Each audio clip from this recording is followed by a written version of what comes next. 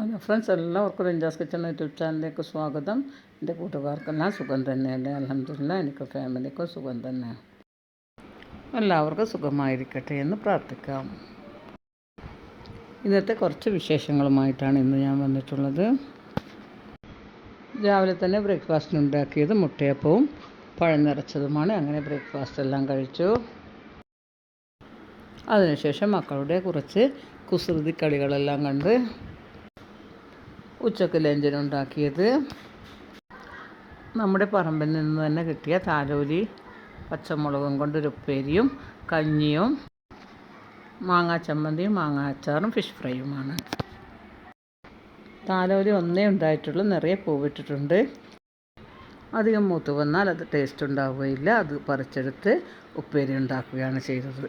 അതുപോലെ തന്നെ നമ്മുടെ അവിടെ തന്നെ കുറച്ച് പച്ചമുളകും ഉണ്ടായിരുന്നു. അവിടെ തന്നെ പച്ചമുളകും പറിച്ചെടുത്തു. പ്രത്യേകിച്ച് നമ്മുടെ പറമ്പിൽ തന്നെ നമ്മളുണ്ടാക്കിയതും അത് ഉപ്പേരി ഉണ്ടാക്കിയപ്പോൾ നല്ല ടേസ്റ്റായിരുന്നു.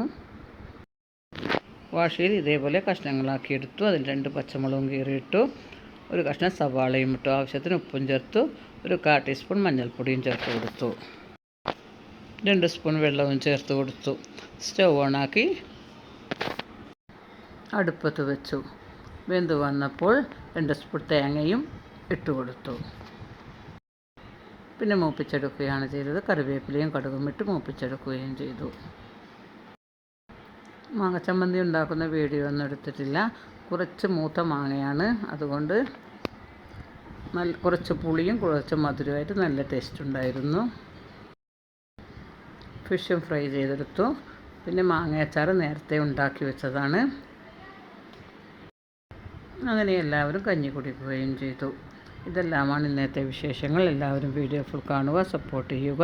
ഇനി ഒരു പുതിയൊരു വീഡിയോ ആയി വരുന്നത് വരെ അസ്സലാമു അലൈക്കും.